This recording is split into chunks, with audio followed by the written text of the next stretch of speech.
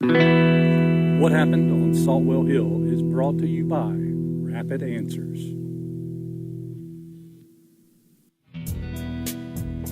On January 7th, 1949, 30-year-old Tommy Vandiver was seen walking up Saltwell Hill towards the home he and his family were living in at the time.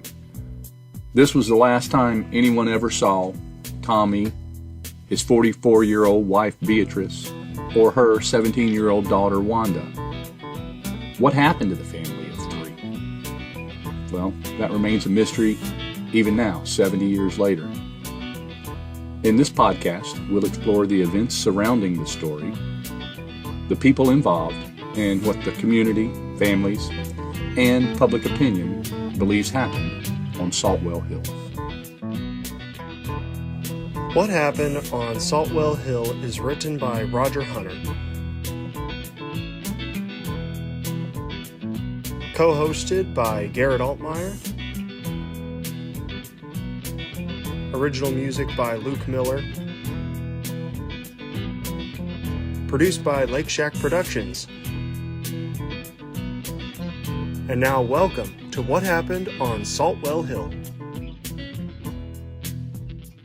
This is Roger Hunter, your host and storyteller, and welcome to episode 6. If you've kept up with us to this point, you're likely going to notice some changes. We're actually going back and re-recording the first 5 episodes. If you listen to us on one of the audio platforms, check us out on YouTube for the full experience.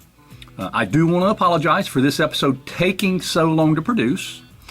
We're obviously going through some changes and remodeling over here, and preparing for our next adventure. Stay tuned for the next adventure. Oh, that's Garrett. I would like to officially introduce Garrett to you. Garrett grew up with my son, and he's recently joined us here on Saltwell Hill. Hello, my name is Garrett Altmeyer. I met Roger Hunter whenever I was around in 3rd grade. Him and his son were buddies, and I had a knack for acting, so I went to New York City for that. And now I'm doing a podcast with Logan's dad, Roger Hunter. In this episode, we'll be taking you through some of the outside factors that I believe need to be considered. Don't worry, we're not going to leave Messmore floating on the river for too long. We will at least get him out of the boat in this episode, but we do have a couple more episodes planned, and we'll be releasing our next podcast, stay tuned, in early 2024. Okay, so let's jump right into it. Bill Messmore, a confessed bank robber, is in a skiff, using a spade as an oar, paddling up the Ohio River, let's see, in the middle of the night. Oh, and in March. That'd be pretty cold in March. Now, there are still a couple things that I think you might want to go back and take a look at. You see, during all this commotion and lie detector testing and confessing and escaping, what do you think's happening on Saltwell Hill? Well, it's been pretty active. Many reports say that people had been coming to Mifflin in droves. I've even heard that there were bus tours bringing people out to Saltwell Hill, literally, by the busload. Now, this area may be in the middle of the Hoosier National Forest today, but then it was a thriving farming community. It was all private land. There were a half dozen farms out there with crops and livestock. Almost anything of value that was left by Messmore got carried off. The land at the top of Saltwell Hill was dotted with small holes where people had dug, looking for buried treasure. Bill Messmore had become quite the celebrity. Many people believed that Bill was part of some gang that had robbed banks all over the Midwest. They believe he had buried all kinds of bank loot there on his farm, or maybe in one of those bottomless pits there. Well, me and Silas Metz that lives up here, we was over there one day. We got all enthused and we was there's a whole bunch of loose rock. We worked for hours and hours with shovels and picks and bars, and we finally got down to the ground and we didn't find nothing. but there's a good sized hole back there. That's where I can show you where hole it's at. But he said, Silas said, I'm going to go down in there, Gerald. I said, go ahead, but I'm not going. So he's gone and gone and gone and gone. Finally, his wife's name is Mary. I thought, what am I going to tell Mary? That he's disappeared. Finally, I saw his hand go up in there like he's shouting. I hollered, I said, Silas, you all right? He said, yeah, if I can get my so-and-so body out of here, I'm fine. He got out, and I said, what'd you find down there? He said, there's a good-sized room I was in. And he said, you crawl on back, you can look. He said, you could get under it. There's a ledge there. You could get under it, and there's a good big room back in there. He said, I couldn't get under it. I'm too big. And I said, well, I could, but I'm not going to. I never go down in there. Now, I guess you could say that every inch of that property had been searched. And as far as we know, no one ever found any money. But some things were found.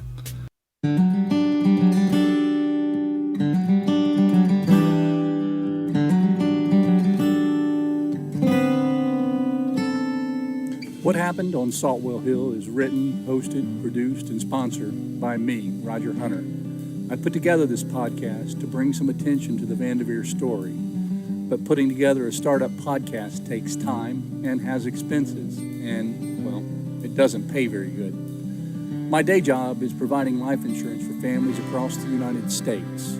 If you'd like to see what coverage options are for you to protect your family and help support the podcast in doing so, please go to my website at www.rapidanswers.life and complete the questionnaire to get your free, no obligation life insurance quote. That's www.rapidanswers.life. He had actually taken that linoleum out. Me and my dad and my cousin and my uncle, I think it's on the last time, he was down here on a Wednesday, West Messwell was, and talked to Dad and just begged him to go home with him. And Dad wouldn't go. So on Sunday, Dad's all down here, and after lunch, Dad said, let's walk up there and see what we can see. We walked up there, and I told him about the wheelbarrow. He'd showed me the wheelbarrow he was fixing. He had a great big steel wheel he'd made, and he'd made the bed for it, and he was really proud of what he'd done.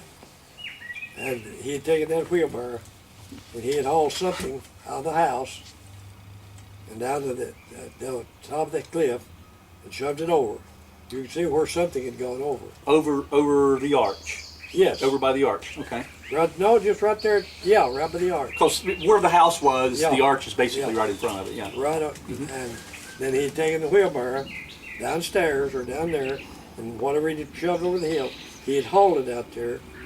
And there used to be two rocks there, and there's a lot of, it's filled in now, but there's a lot of space there, and he'd had a big fire under that. And we always thought that and they found parts of the old overshoes with the buckles and what have you, and they thought they was bones, but they claimed they was burned so bad they couldn't tell whether they was human or whatever. But me and my dad always thought that they burned them there. But anyway, the linoleum he'd taken out of his house, and he had burned it right there before the arch, where he'd shoved something over the arch. You could see the remains of where he'd burned it in the road. I've heard stories that somebody saw blood somewhere in the house right after this supposedly happened. Do you know? Bob and some of her writings said that they found blood in the house. Yes. Well, as I'm sure you can imagine, the community had grown pretty tired of all the traffic on top of Saltwell Hill, and they tried to block people from going to the property. There were reportedly several altercations between landowners and treasure seekers. Then someone took matters into their own hands. A small fire broke out in the house on Saltwell Hill and burned it to the ground, along with two other small structures that were on the property. This made 8 structure fires that had happened in this community in the 12 months leading up to this. There would be one more later that year. Doshi, you remember Doshi, Bill's mother? Well, she filed an insurance claim for the fire and took it all the way to court. but the claim was denied because the home on Saltwell Hill had not been occupied as a primary residence for over 60 days prior to the fire. Local landowner Harold King would be charged and convicted of burning an outbuilding on Saltwell Hill, but though he was suspected of setting other fires, no evidence ever proved that he had anything to do with them. I spoke in confidence with a surviving relative of King, and they told me that Howard always maintained that he did not set any fires, not even the one on Saltwell Hill. King owned a large amount of land that eventually became part of the Hoosier National Forest. While much of it wasn't suitable for farming, the pristine cliffs and waterfalls drew a lot of attention, and King felt this would be an amazing place for the Hoosier State to put a national park. He was a huge advocate for the development of a national park based in Crawford County, Indiana, and the only thing that was keeping that wish from happening was the acquisition of more land. His land would eventually become part of the Hoosier National Forest, but not the land on top of Saltwell Hill. Bill deeded his property over to his mother, Doshi. Eventually it was passed to his brother, James, and eventually even found its way back into Bill Messmore's name. Even today, the 20 acres on Saltwell Hill are still privately held, now in a land trust, including the largest natural arch and some of the most amazing cliffs in the entire state of Indiana. Rumors are that Messmore wished that the land on Saltwell Hill never be given to the U.S. Forest Service, but that can't be confirmed. We would like to do everything we can with the power of this podcast to protect Arrowhead Arch, Saltwell Hill, and Messmore Cliffs. And we believe a proper analysis of possible outcomes should be explored. This amazing geological feature, Arrowhead Arch, is on private property. If you go there, you are trespassing. This is not DNR managed land. And if you get hurt climbing around on the cliffs or exploring the area, you'll likely get charges filed against you. Significant destruction is apparent at the arch, and the area is often visited illegally by people in off-road vehicles. While the DNR has been known to cite people visiting the arch with trespassing, it's impossible for them to patrol the area. Until a resolution that will protect the arch is reached, I am asking everyone to stay away from the arch. We will never tell you how to get there. And if you already know, please keep it a secret. Maybe someday this area can be made available to the public in a safe and environmentally responsible way. Now, something else was going on around this time that might have been overlooked by officers investigating the disappearance of the Vandivers.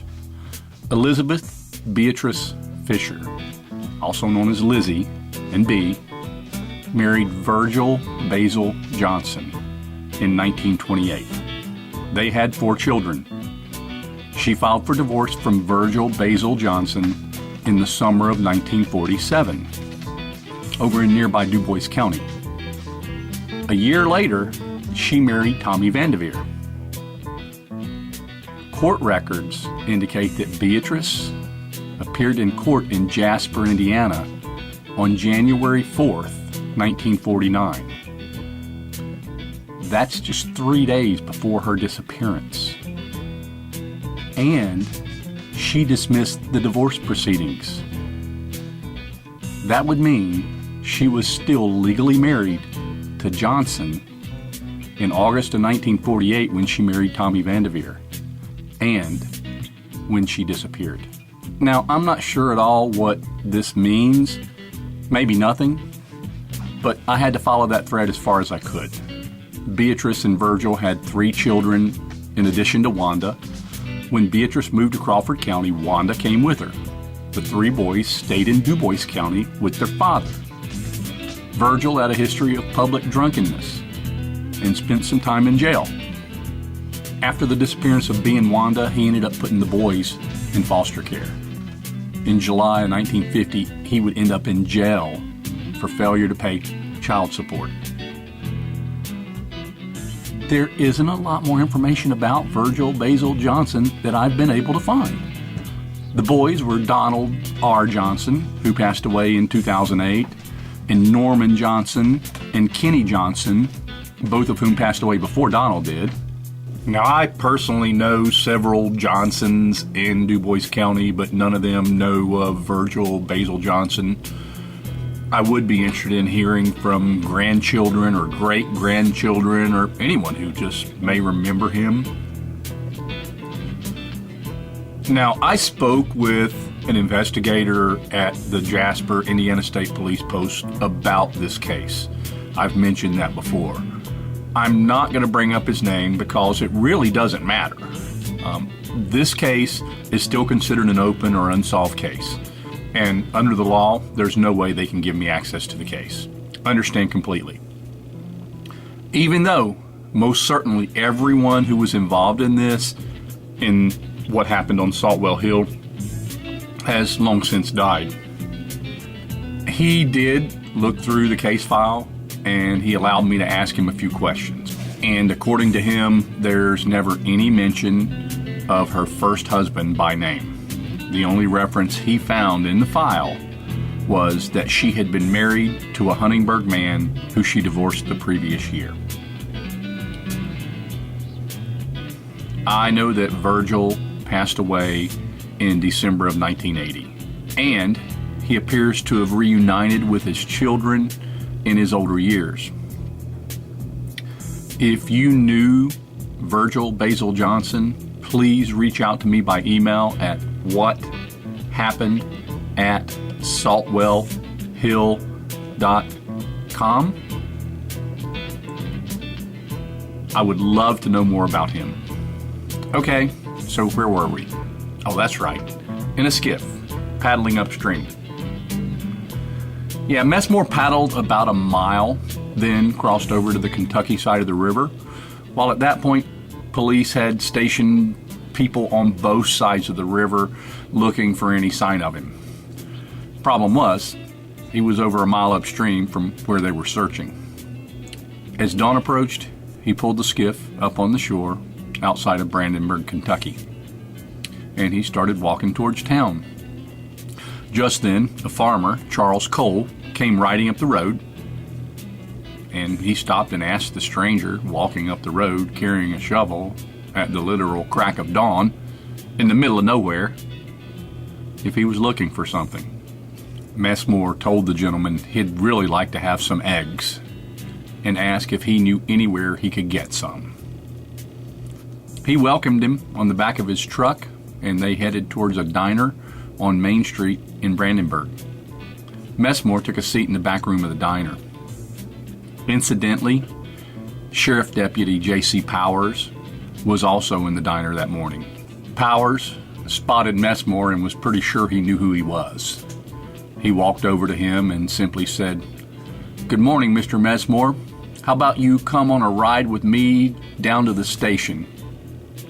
Messmore responded, "Can I finish my eggs first?" I'm going to leave him right there until the next episode, where we will find out what happens to Bill Messmore when we get together again to find out what happened on Saltwell Hill. Hope you enjoyed episode 6, Can I Finish My Eggs? And episode 7 is coming. I'm going to be honest with you, I don't even know what the title's going to be. But I will give you a little preview of what to expect.